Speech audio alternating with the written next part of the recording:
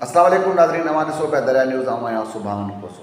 नाज़रीन, हिकु तरफ़ सैलाब जी तबाहकारियुनि में का घटिताई थींदे नज़र नथी अचे, त ॿिए तरफ़ अवाम जे दर्द रखण जूं दावेदार सियासी जमायतनि पारां हिक ॿिए मथां केस दाख़िल करणु, हिक ॿिए खे कोर्टनि में गीलाइण वारे शौक़ में बि का घटिताई थींदे नज़र नथी अचे।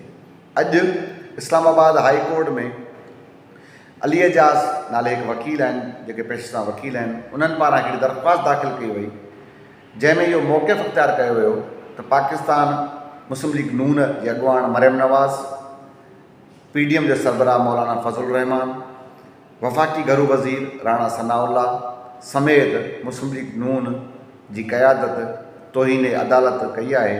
तंहिं करे पंहिंजी तक़रीरनि में तौहीन अदालत कई आहे, तंहिं करे उन्हनि ख़िलाफ़ु तौहीन अदालत जी कार्रवाई कई वञे। उन केस जी ॿुधणी इस्लामाबाद हाई कोर्ट में जस्टिस मोहसिन अख्तर कियानी जी सरबराही में थी। केस जी शुरूआत थी त जस्टिस पारां इहो सवाल कयो वियो दरख़्वास्त गुज़ार जे वकील खां त इहे जेके तव्हां इल्ज़ाम लॻायो पिया, जेको वाक़ियो ॿुधायो पिया, इन में इस्लामाबाद हाई कोर्ट जो को ज़िक्र आहे? जंहिंजे जवाब में दरख़्वास्त गुज़ार जे वकील चयो त इस्लामाबाद हाई कोर्ट जो इन में को बि ज़िक्र न आहे। त जंहिंजे जवाब में जस्टिस मोहसिन अख्तर कियानी पारां इहो चयो वियो त जॾहिं इस्लामाबाद हाई कोर्ट जो ज़िक्र इन में न आहे त पोइ Islamabad high court in case खे छो ॿुधे।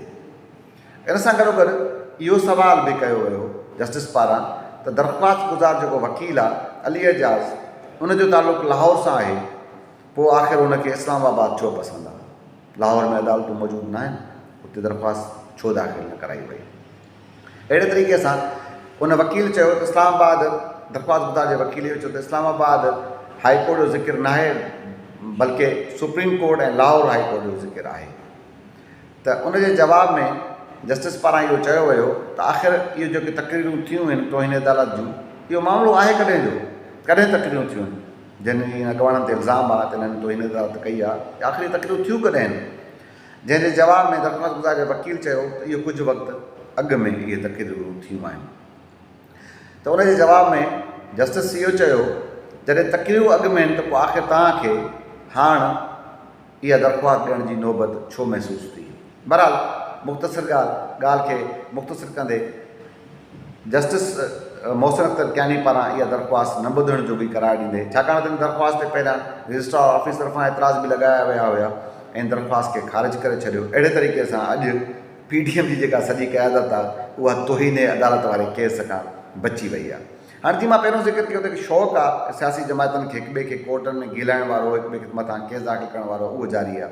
हाणे इहा नौबत छो महसूसु थी? इहा नौबत इन करे महसूसु थी, थोरो मां पस मंज़र में वेंदुसि।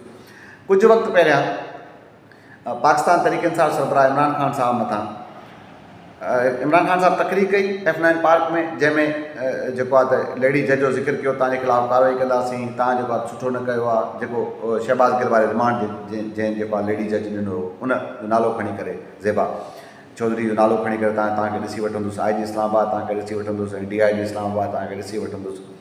उनखां पोइ हुकूमत पारां अपारा थाणे ते इमरान ख़ान ख़िलाफ़ु दहशतगर्दी एक्ट ते केस दाख़िल कयो, जंहिंमें इमरान ख़ान जी जेका कची ज़मानत आहे उहा त मंज़ूर थी वई। उन ई तक़रीर बाबति इस्लामाबाद हाई कोर्ट पाण मुरादो नोटिस वरितो, जंहिंमें 3 रुकनी जेका लार्जर बेंच आहे उहा जोड़ी वई आहे, जंहिंमें धुरियुनि खे नोटिस जारी कया विया आहिनि ऐं इमरान ख़ान साहब खे पाण ज़ाती तौर ते उन में तलब कयो वियो आहे।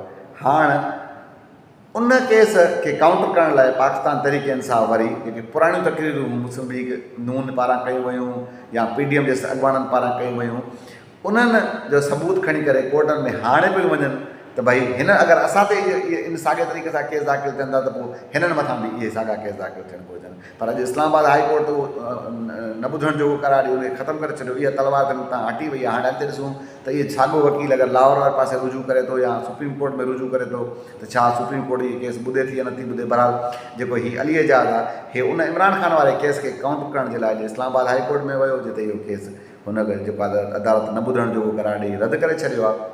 बहरहाल इमरान ख़ान साहब मथां जेको आहे इहा तलवार तौहीन अदालत वारी लटकियल आहे ऐं जेके सियासी जेके ॼाण रखंदड़ माण्हू आहिनि उन्हनि चवणु आहे त इमरान ख़ान माफ़ी न वठंदो, ऐं अगरि इमरान ख़ान माफ़ी वठे थो त उन सूरत में इहा तोहिन अदालत वारो केस आहे उन मां इमरान ख़ान जी जान आजी थी सघे थी।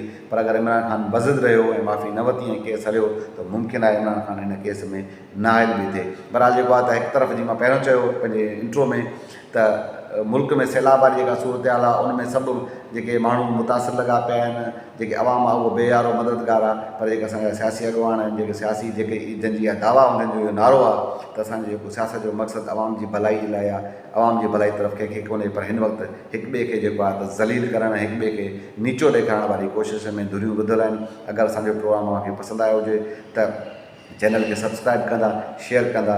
वरी सुभाणे कंहिं ॿिए इशू में मुलाक़ात थींदी। अला भाई।